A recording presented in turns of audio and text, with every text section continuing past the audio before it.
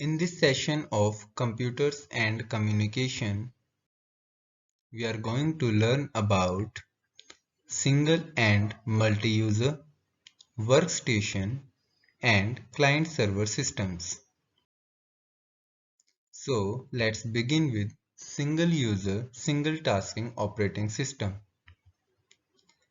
An operating system that allows a single user to perform only one task at a time is called a single-user, single-tasking operating system. Functions like printing a document, downloading images, and etc. can be performed only one at a time. Examples include MS-DOS, Palm OS, etc. Now, single-user, multitasking operating system. An operating system that allows a single user to perform more than one task at a time is called single-user, multitasking operating system. Examples include Microsoft Windows and Macintosh operating system. The image represents Microsoft and the next image represents Mac. Now, let's learn about multi-user multitasking operating system. The diagram represents the multi-user multitasking operating system. It is an operating system that permits several users to utilize the programs that are concurrently running on a single network server. This single network server is termed as terminal server.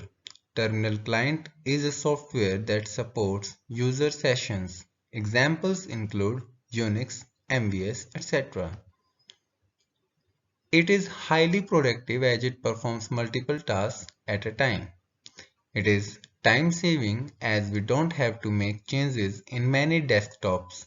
Instead, can make changes only to the server.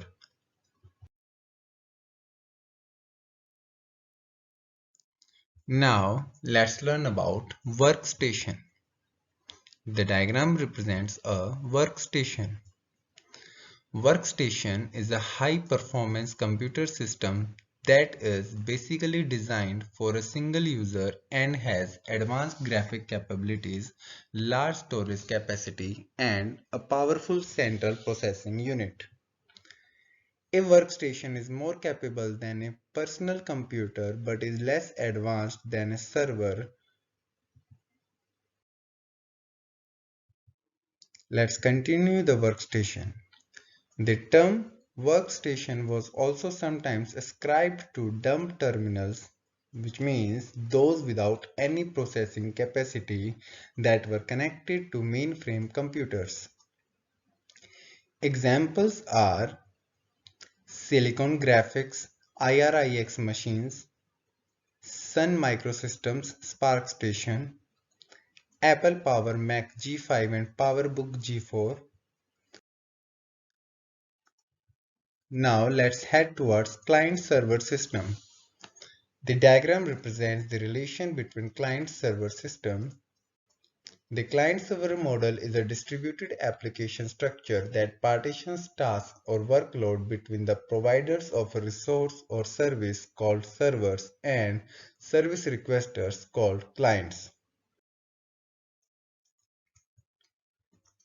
In the client-server architecture, when the client computer sends a request for data to the server through the internet, the server accepts the requested process and delivers the data packets requested back to the client.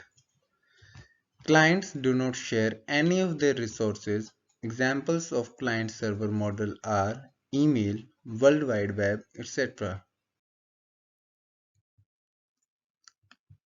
Now let's learn about client-server system, that how the client-server model works. Now we are going to take a dive into the client-server model and have a look at how the internet works via web browsers. This session will help us in having a solid foundation of the web and help in working with web technologies with ease. So let's begin with the definition of client. When we talk the word client, it means to talk of a person or an organization using a particular service.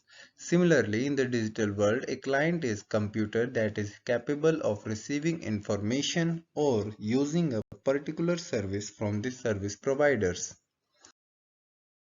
The next is server. Similarly, when we talk the word servers, it means a person or medium that serves something. Hence, a server is a remote computer which provides the data or access to services. So it's basically the client requesting something and the server serving it as long as it presents in the database.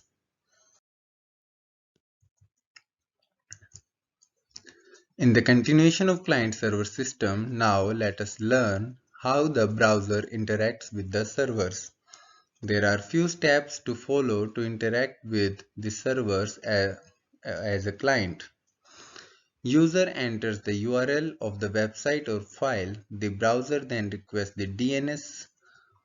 Then the DNS server looks up for the address of the web server. Here URL is Uniform Resource Locator and DNS is Domain Name System. DNS server responds with the IP address of the web server and then browser sends over an HTTPS or HTTP request to web server's IP. Server sends over the necessary files of the website. Browser then renders the files and the website is displayed. This rendering is done with the help of DOM or Document Object Model Interpreter, CSS Interpreter and JS Engine, collectively known as the JIT or Just-in-Time Compiler.